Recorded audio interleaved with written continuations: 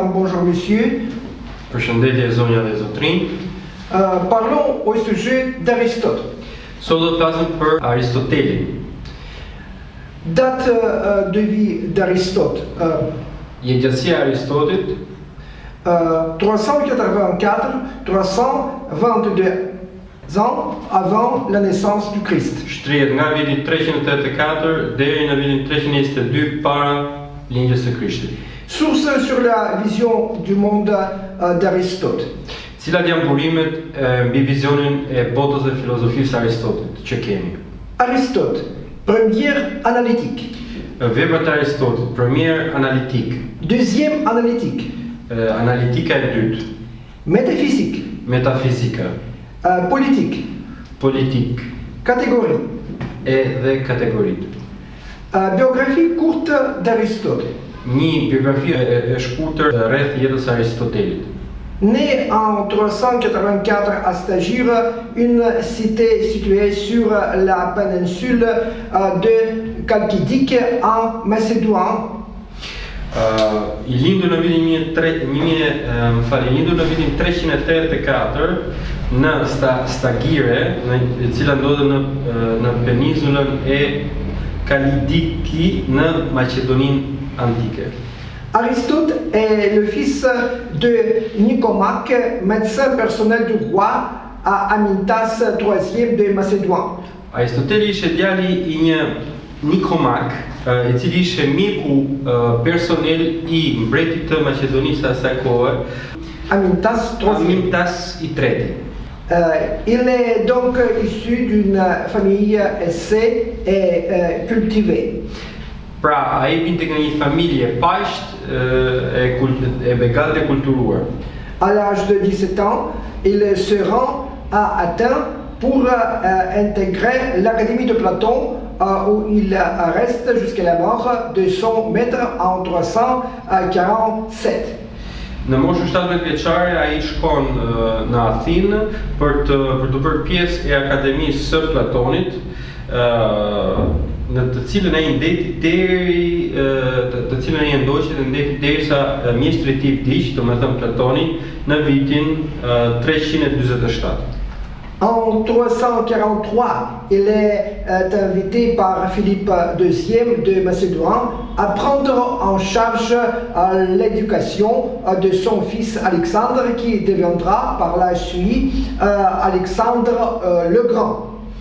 Në vitin 343, ai u ftua nga Filipi II, I cili ishte mbreti I Maqedonisë antike, që të ndihmonte djalin e tij Aleksandrin dhe ta edukonte atë. Ky Aleksandr është ai Aleksandri I famshëm, Aleksandri I Madh I Maqedonisë. Cette collaboration permet à Aristote d'accéder aux ressources bibliothécaires et scientifiques du royaume de Macédoine. Normalisht ky bashkëpunim I Aristotelit me oborrin mbretëror të Maqedonisë I lejoi atij gjithashtu që të ketë akses në bibliotekën e Maqedonisë. En 335, Aristote retourne à Athènes et fonde sa propre école, le lycée. Në vitin 333, Aristoteli themelon shkollën e tij të vet, liceun, I cili si institucion ai rivalizoi edhe vet Akademinë e Platonit. Cette institution rivalise avec l'Académie de Platon et attire des étudiants venus de toute la Grèce. Siç thamë më parë, ai po fillonte liceu po fillonte të rivalizonte edhe Akademinë e Platonit, sepse po vinin studentë pothuajse nga gjithë Greqia e asaj kohe. C'est durant cette période que la majorité des écrits d'Aristote voit le jour. Ishte përgjatë kësaj periudhe ishte kjo periudhë e cila veprat e Platonit filluan të bëheshin të famshme dhe të njiheshin dritë, të njiheshin. Aristote lui-même a dirigé l'école jusqu'à la mort d'Alexandre le Grand en 323, époque à laquelle il a jugé opportune de quitter d'Athènes, craignant pour la sécurité en raison de son étroite association avec les Macédoniens. Aristoteli ndoqivet vazhdimsinë në shkollën që ai vetë krijoi në liceun deri në vdekjen e Aleksandrit të Madh të Maqedonisë. Më para ai e gjykoi si të logjikshme që ta linte Athinën dhe për arsye sigurie normalisht, duke qenë që ka pasur lidhje shumë të ngushta me Mbretërinë e Maqedonisë, që të ktheheshe në Maqedoni. Il est allé à Chalcis où il est mort l'année suivante d'une maladie gastrique. Ai shkoi në Chalcis ku aty dhe i vdiq një vit më pas nga një sëmundje e gastritit. Aristote a créé la doctrine de l'âme. Aristoteli ishte ai I cili krijoi doktrinën e shpirtit. Aristote considérait l'âme comme la force vitale. Aristoteli e konsideronte shpirtin si një forcë jetësore. Selon lui, l'âme est rationnelle. Sipas tij, shpirti ishte I logjikshëm. Il croyait que chez l'homme, l'âme domine et que le corps obéit. Ai besonte që tek njeriu shpirti drejton dhe trupi bindet. La situation inverse est néfaste, tout comme la parité de l'âme et du corps. E kundërta ishte shumë e dëmshme, ashtu siç mund të ishte edhe pariteti mes shpirtit dhe trupit. Aristote a créé la doctrine de la vertu. Aristoteli gjithashtu ishte ai I cili krijoi doktrinën e virtytit. Selon lui, la vertu est l'endiguement des passions et leur contrôle avec l'aide de la raison. Sipas tij, virtyti ishte I denjë për pasionet dhe për kontrollin e shpirtit sipas dhe mendimën e arsyes. Le nombre de vertus n'est pas limité et déterminé par le nombre de relations entre les personnes. Numri I virtyteve nuk është I limituar apo në proporcion të drejtë me marrëdhëniet me njerëzit e tjerë. Leur propriété commune est le sens des proportions, c'est-à-dire la capacité de choisir la moyenne entre les extrêmes. Ajo e cila ishte pasuri e përbashkët dhe një sens prioriteti, do me thënë kapaciteti për të zgjedhur mesataren e artë mes ekstremeve. Lié à cela est l'aphorisme bien connu d'Aristote selon lequel la vérité est la distance entre les extrêmes. Kjo e lidhur me atë që me aforizmin e shumë të njohur të Aristotelit. E vërteta është në mes të dy ekstremeve. Quelles sont les caractéristiques de la philosophie d'Aristote? Cilat janë karakteristikat e filozofisë së Aristotelit? Sa philosophie a 4 caractéristiques intéressantes. Filozofia e Aristotelit ka 4 karakteristika interesante. La doctrine d'Aristote a une base scientifique naturelle prononcée. Veprat e Aristotelit dhe mësimet e Aristotelit ka një bazë shkencore natyrale të mirë prononcuar. 2. La propagande de l'idée de combiner les intérêts publics et privés et la propriété des intérêts de l'individu. E dyta, propaganda e ideve të kombinuara me interesat publike dhe private është prioriteti kryesor I çdo prioriteti kryesor I individit. 3. Aristote avait une vision critique du phénomène de politique. E treta, Aristoteli kishte një vizion kritik rreth fenomenit të politikës. 4. La philosophie d'Aristote a influencé la philosophie arabe médiévale et les doctrines des dirigeants de la réforme de l'Église au XVIe siècle. Doktrina e Aristotelit ka influencuar gjithashtu edhe arabin në lindjen e mesme ose arabin mesjetare, siç edhe doktrinat e tij kanë influencuar edhe doktrinat e drejtuesve të reformës së kishës në shekullin e 16. La philosophie d'Aristote a un lien direct avec l'éthique.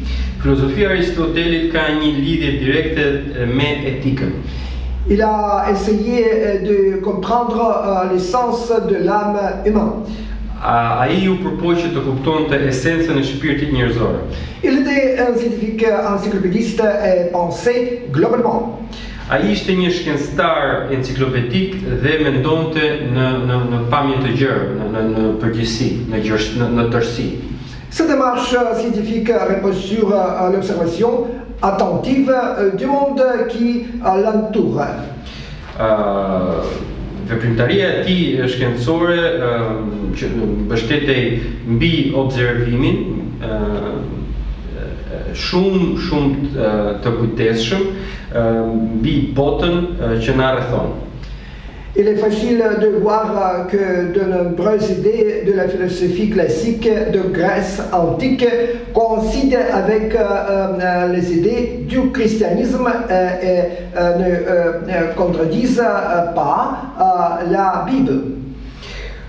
Është shumë e lehtë që të vështrojmë faktin që ide të shumta të filozofisë klasike të Greqisë antike koincidojnë me pothuajse me shumë ide gjithashtu të krishterrimit dhe nuk e kontradiktojnë Biblën.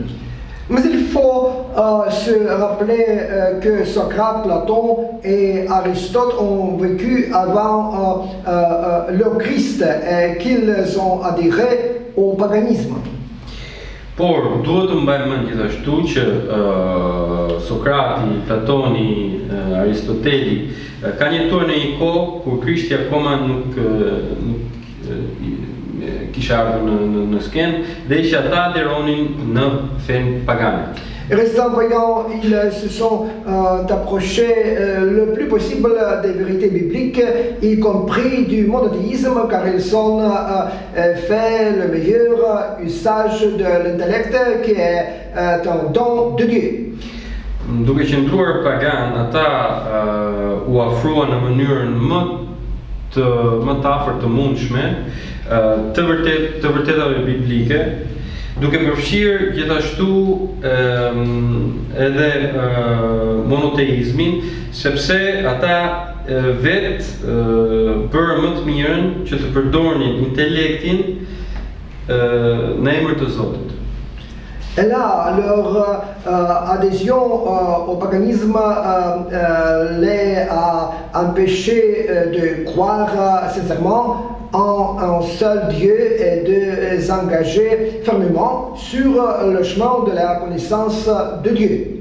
Normalisht duke qenë se ata aderonin në paganizëm, normalisht për ta nuk ishte mundur që domethënë ishin të bllokuar që të besonin në një Zot të vetëm, duke qenë që paganët besojnë në shumë zota, sepse paganizmi normalisht pengon shumë edhe zhvillimin e intelektit.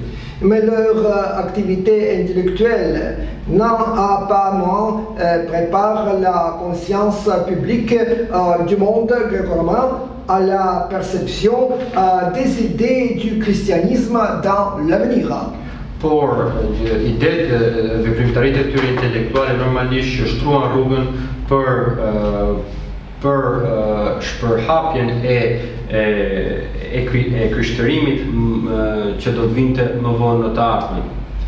Ce fut l'une des raisons de la propagation rapide du christianisme dans le monde gréco-romain au IVe siècle après la naissance du Christ. Normalisht ky ishte edhe një nga faktorët sepse krishtërimi u përhap shumë shpejt në botën greko-romane të asaj kohe. Nga shekulli I deri në shekullin e IV mbas linjës së Krishtit. En même temps, il faut comprendre que ce ne sont pas les philosophes grecs qui ont préparé du christianisme. Por në një njëjtën kohë duhet të kuptojmë që nuk ishin vedem filozofët grek ata të cilët përgatitën terrenin për shpërhapjen e krishtërimit. Le christianisme a été prédestiné par Dieu et par la puissance de l'Esprit Saint Christ le a réalisé. Normalisht që krishtërimi ishte gjithashtu i predestinuar që nga Perëndia që të kishte pushtetin e shpirtit të shenjtë të Krishtit dhe që të realizonte vullnetin e Zotit.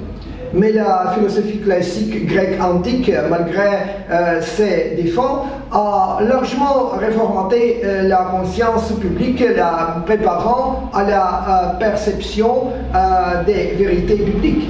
Por, gjithsesi do të konsiderojmë që filozofia klasike greke antike, pavarësisht gjitha defekteve të saj, ka influencuar gjërësisht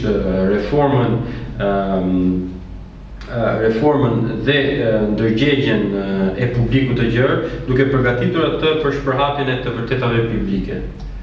Il est clair que les anciens philosophes grecs n'ont pas répondu aux principales questions qui préoccupent l'humanité. Është e qartë që filozofët e Greqisë antike nuk janë përgjigjur normalisht pyetjeve thelbësore të cilat shqetësojnë njerëzimin. Car seul Dieu le fait. Sepse normalisht vetëm Zoti mund ta bëjë. Mais ils ont sérieusement influencé la culture de pensée du monde gréco-romain. Por normalisht kanë pasur një influencë shumë të madhe mbi refleksionin, mbi mendimet e botës greko-romane. C'est pourquoi ce monde était prêt à accepter le christianisme. Për këtë arsye kjo botë greko-romane ishte gati për të përfaqësuar krishtërimin. Bien sûr, ce processus n'a pas été facile. Normalisht që këto procese nuk është se kanë qenë të lehta dhe kanë vajtur vaj. Pourquoi? Përse? Vous apprendrez cela dans d'autres conférences. Normalisht ju do të mësoni këtë në konferencat që vijojnë. Merci pour votre attention. Faleminderit për vëmendjen tuaj. C'est tout. À bientôt. Kjo ishte gjithçka për sot. Mirupafshim.